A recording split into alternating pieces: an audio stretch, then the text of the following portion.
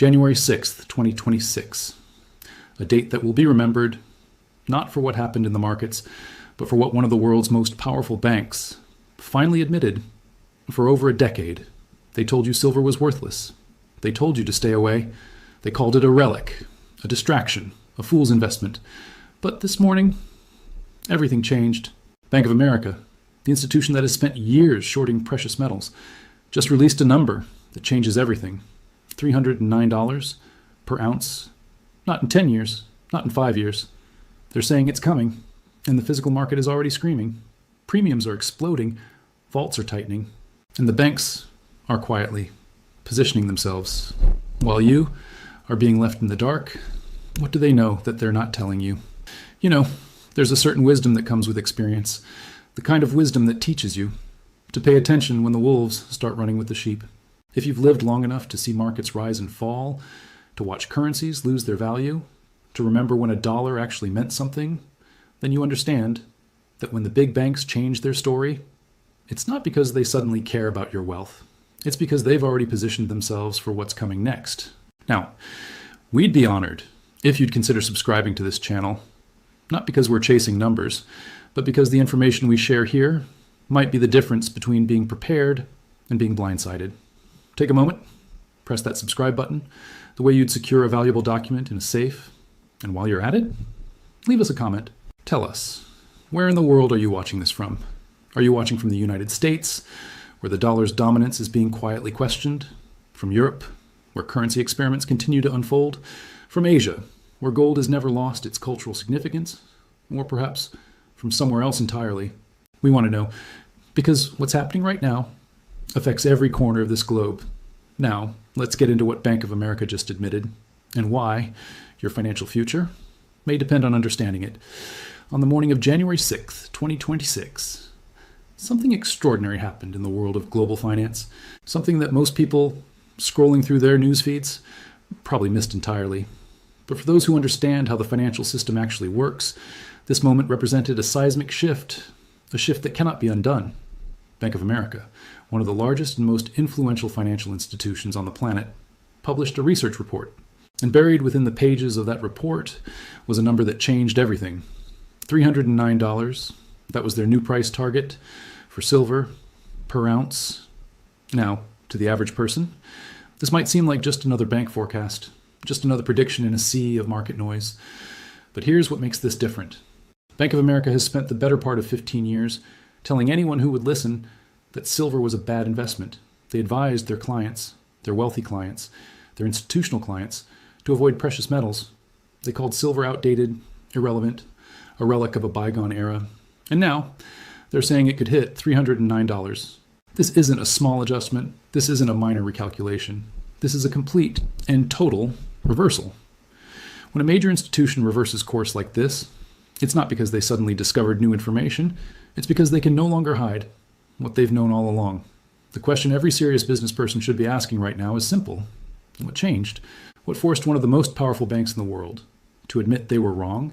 The answer lies in something most people don't pay attention to: the physical market. You see, for decades, the price of silver has been determined primarily in paper markets. Futures contracts, derivatives, digital entries in computers. These paper markets allowed banks and institutions to control the price, to suppress it, to manage it. As long as most buyers were satisfied with paper promises, the system worked. But something has been happening quietly. Over the past 18 months, the physical market, the actual metal, has been separating from the paper price. Premiums, the amount buyers pay above the spot price for actual physical silver, have been exploding. In some regions, buyers are paying 30, 40, even 50% more than the official spot price just to get their hands on real metal. This divergence, this gap between paper and physical, is not normal. It's a warning sign. It's the market's way of saying that the paper price is no longer reflecting reality. Bank of America's analysts, despite years of dismissing silver, had to acknowledge this. They had to acknowledge that the supply chains are stretched, that refineries are operating at maximum capacity, that delivery times have extended from weeks to months. They had to acknowledge that when push comes to shove, paper promises cannot be eaten, cannot be held, cannot be trusted, and so they issued their new target, $309. But here's what makes this even more significant. Bank of America didn't just change their price target, they changed their entire investment thesis. They told their clients that precious metals should no longer be a tiny speculative position in a portfolio. They said that gold and silver should represent 20 to 30% of every serious investment portfolio. 20 to 30%, that's not a hedge, that's not a small insurance policy, that's a core strategic position. That's the kind of allocation someone makes when they believe the rest of the financial system is in serious trouble. Think about what that means. If you're a business owner, if you're managing capital, if you're responsible for protecting wealth, and one of the largest banks in the world tells you to put nearly a third of your assets into precious metals, what are they really saying? They're saying that stocks might not be safe. They're saying that bonds might not hold their value. They're saying that the currency itself might be at risk. This is not investment advice. This is a warning. A warning that the institutions, the very same institutions that told everyone to ignore gold and silver for years, are now quietly repositioning themselves. And the question remains, if Bank of America sees what's coming, if they're telling their wealthiest clients to move into precious metals, what do they know? That the rest of the world doesn't. The physical premium explosion is just the beginning, and the clock is ticking. There's an old saying in the commodity markets: price is what you pay, value is what you get. And right now, those two concepts are tearing apart at the seams.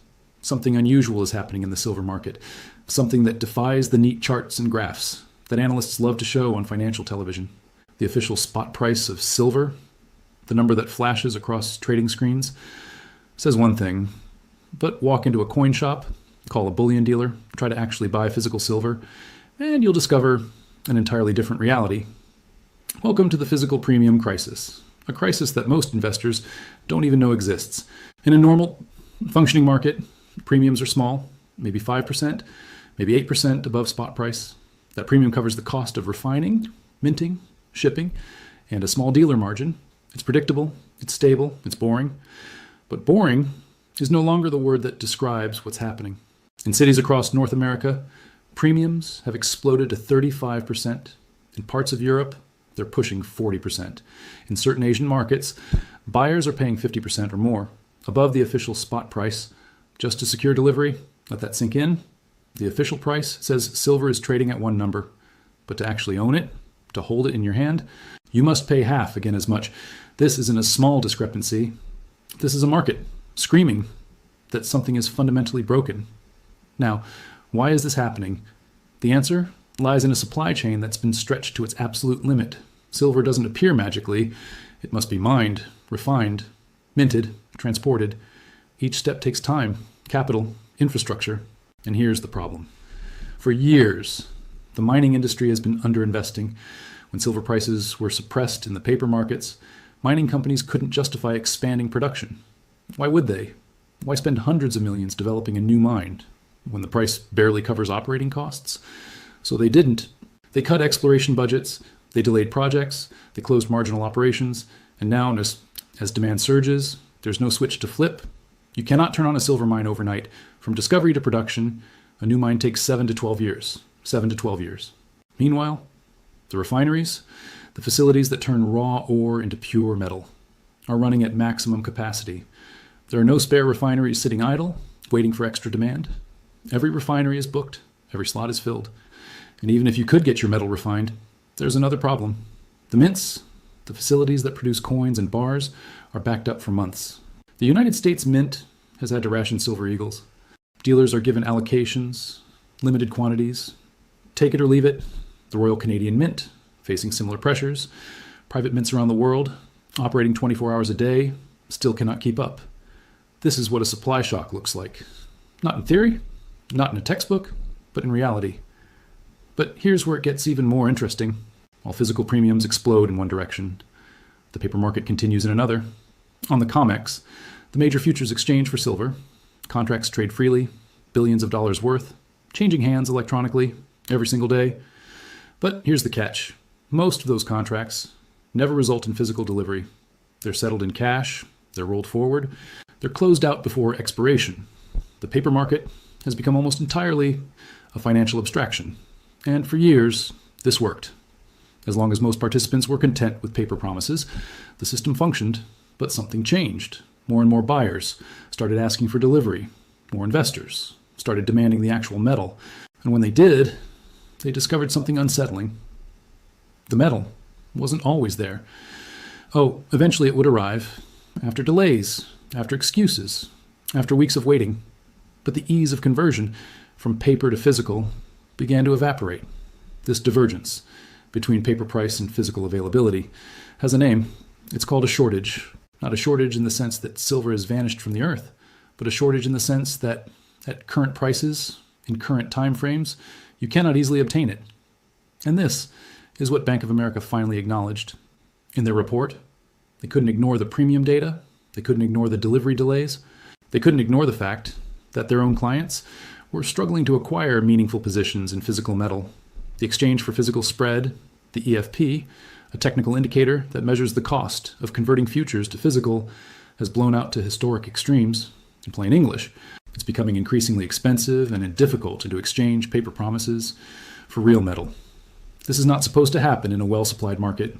This is what happens when the market knows that demand is about to overwhelm supply, and the banks, the very institutions that created and profited from the paper market, are now quietly moving their own money into physical, while the premiums continue to climb and the availability continues to shrink. The question is, how long before the paper market loses all credibility? How long before $309 starts looking conservative? The vaults are speaking, and their message is unmistakable. There's a moment in every financial crisis, a moment that historians later point to and say, that's when we should have known. A single document, a forgotten speech, a research report buried on page 17 of the financial section. And years later, people look back and wonder, how did we miss it? The Bank of America Silver Report, released January 6th, 2026, may very well be that moment. But to understand why this report matters, one must first understand something critical. Banks don't make bold predictions for the sake of being bold. They don't reverse decades of institutional positioning because of a whim. They do it because the liability of being wrong has become greater than the risk of being early. Let that settle for a moment. Bank of America, an institution managing trillions in assets, with legal obligations to millions of clients, doesn't casually tell those clients to put 30% of their wealth into something, unless they have done the math, unless they have run the scenarios, unless they know what's coming. So what exactly is in this report? The methodology is surprisingly straightforward. Bank of America's analysts started with something simple. Historical ratios. For thousands of years, gold and silver have maintained certain relationships. In ancient Rome, the ratio was roughly 12 to 1. 12 ounces of silver equaled 1 ounce of gold. Throughout most of human history, that ratio fluctuated between 10 to 1 and 16 to 1. Why? Because that roughly reflected how much silver existed in the earth. Compared to gold, silver is more abundant, but not infinitely so. The geological ratio, the actual amount in the ground, runs about 17.5 ounces of silver for every ounce of gold. But here's where it gets interesting. Today, the market ratio sits at roughly 88 to 1, 88 ounces of silver. To buy 1 ounce of gold, that's not a small deviation from history. That's not a minor fluctuation. That's a distortion so extreme that it defies geological reality. Bank of America's analysts looked at this ratio and asked a simple question. What happens when this ratio normalizes? If gold is trading at $4,000 and the ratio returns to even 50 to 1, silver would be $80. If the ratio returns to the geological norm of 17 to 1, silver would be $235. But Bank of America didn't stop there. They looked at industrial demand. Silver isn't just money. It's also the most conductive metal on Earth. It's in solar panels, electric vehicles, 5G infrastructure, medical equipment, water purification systems. Every major technological transition of the next decade requires silver. And unlike gold, which gets hoarded and recycled, much of silver's industrial use is consumptive. It gets used and it's gone. Microscopic amounts scattered across landfills, unrecoverable. The analysts ran the numbers. Current mining production, roughly 800 million ounces per year. Current industrial demand, roughly 600 million ounces per year. Current investment demand, growing rapidly. The math doesn't work. Even without a surge in investment buying, the market is already tight. But then they added another variable, The one variable that changes everything: monetary debasement. Since 2020, global central banks have expanded money supplies at unprecedented rates. The United States alone increased its M2 money supply by roughly 40%. In just a few years, that's not growth, that's dilution. When you create more currency units, but don't create more real goods, the currency loses purchasing power. This isn't theory, this is mathematics. And Bank of America's analysts built this into their model. They asked, if the dollar loses half its purchasing power over the next 5 years, what happens to hard assets? What happens to things that cannot be printed? And the answer was their $309 target. But here's what most people missed. Buried deeper in the report was another number, a number they presented almost cautiously. They said, if conditions mirror 1980, silver could reach considerably higher. They didn't emphasize it, they didn't headline it, but they put it in writing. Now, why does 1980 matter? In January of 1980, silver briefly touched $50 per ounce. At that time, the Dow Jones Industrial Average was around 850 points. Today, the Dow trades above 42,000. That's a 50-fold increase. If silver were to achieve the same purchasing power today that it had in 1980, adjusted for the expansion of equities, for the expansion of debt, for the expansion of currency supply, the equivalent price would be well over $2,000 per ounce. Bank of America didn't publish that number, but their analysts know it. And here's the critical point. This report wasn't written for the public. It was written for their private wealth management clients, not the individuals and institutions managing hundreds of millions, billions. These are the people who move markets. These are the people who get the information first, and Bank of America just told them, reposition. Now, not next year, not when it's convenient, now.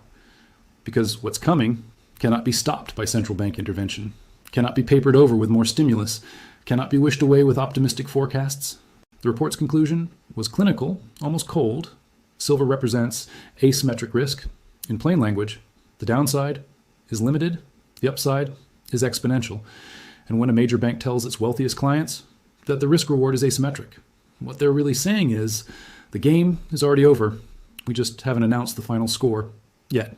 The Bank of America report is not a prediction. It's a confession that the system they helped build is running out of time. There's a difference between knowing something is coming and knowing what to do about it. The first requires attention. The second requires courage. Bank of America has issued their warning. The physical market has confirmed the shortage. The ratios have revealed the distortion. And now, the question facing every serious business owner, every treasury manager, every person responsible for protecting capital is simple. What now? This is not about speculation. This is not about trying to time the market or catch the perfect entry point. This is about strategic positioning in an environment where the rules are changing. And those who wait for certainty will pay the highest price. Let's start with the core principle. Asset allocation. For decades, traditional portfolio theory suggested that the precious metals, if held at all, should represent no more than 5% of total assets. A small hedge, a minor insurance policy, nothing more. Bank of America just recommended 20 to 30%. That's not a minor adjustment, and that's a fundamental restructuring of how wealth should be protected. But here's what many people misunderstand. This allocation is not about getting rich. It's about not getting poor. There's a critical difference. When a bank tells its clients to hold 30% in hard assets, they're not predicting a boom. They're predicting a failure of the currency system, a failure of the debt markets, a failure of the assumptions that have governed finance for the past 50 years. And in that environment, precious metals don't make you wealthy. They preserve what you already have. Now, for business owners, this creates specific challenges. How does a company that operates in dollars, that pays employees in dollars, that reports earnings in dollars, navigate a world where the dollar itself is suspect? The answer lies in strategic reserves. For decades, corporations have held cash reserves for operational flexibility. But cash, in an environment of monetary expansion, is a melting ice cube. It loses purchasing power every single day. Smart businesses are beginning to recognize this. They're converting a portion of operational reserves into hard assets. Not all of it, not enough to disrupt daily operations, but enough to protect against currency devaluation. This is already happening quietly in the corporate world. Companies are acquiring precious metals not as investments, but as balance sheet protection. They're holding physical inventory in secure vaults outside the banking system. They're treating silver and gold the same way they treat real estate or equipment, as tangible assets that cannot be inflated away. But timing matters. And this is where the strategic advantage goes to those who act early, right now. Despite rising premiums, physical metal is still available. It takes time. It requires planning, but it can be acquired. 6 months from now, that may not be true. If institutional buyers, pension funds, sovereign wealth funds begin moving into physical silver at scale, the market will lock up. Not because silver has disappeared, but because the available supply cannot meet concentrated demand. This is how shortages work in real time. The metal exists somewhere, but not where you need it, not when you need it, and not at a price you're willing to pay. Early positioning avoids this trap. And there's another consideration: tax and accounting treatment. In most jurisdictions, precious metals held as business assets are treated differently than securities. They're classified as tangible property. This creates both advantages and complications. Advantages because they're not subject to the same mark-to-market volatility as stocks or bonds. Complications because their accounting treatment requires proper documentation. Business owners considering this strategy should consult with advisors who understand the legal framework, not because it's difficult, but because it's different from traditional asset management. Then there's the operational question. For businesses that use silver industrially, electronics manufacturers, solar panel producers, medical device companies, the supply chain risk is even more immediate. If Bank of America is correct and silver reaches $309, what happens to production costs? What happens to profit margins? What happens to contracts signed at today's prices but fulfilled at tomorrow's costs? Forward-thinking companies are already addressing this. They're locking in supply agreements, securing physical inventory, building strategic reserves, not because they want to hoard, but because they understand that input costs are about to become unpredictable. This is risk management in its most essential form. And then there's the monitoring framework. Because markets don't move in straight lines, there will be pullbacks, corrections, moments of doubt. The question is, how does a business owner distinguish between a genuine reversal and temporary noise? Bank of America's report provides some guidance. They identified key indicators that must be watched. The gold-silver ratio. If it begins compressing toward historical norms, that confirms the thesis. Physical premiums, if they continue expanding, that signals supply stress. Central bank gold purchases, if they accelerate, that reveals institutional fear. Government debt auctions, if they struggle, that confirms currency concerns. These aren't predictions. These are measurements. And measurements don't lie. Now, let's address the scenarios. What if Bank of America is wrong? What if silver doesn't reach $309? But what if the shortage eases and premiums normalize? Here's the reality. Even in that scenario, the downside is limited. Silver at current prices represents a hard asset with industrial utility and thousands of years of monetary history. It doesn't go to zero. It doesn't bankrupt holders. At worst, it underperforms for a period. But the upside, if Bank of America is even partially correct, if silver reaches even half their target, the wealth preservation is exponential. This is what asymmetric risk means. Limited downside, unlimited upside. And that's the framework that separates strategic thinking from gambling. The institutions have made their move. Bank of America has issued their warning. The physical market is already responding.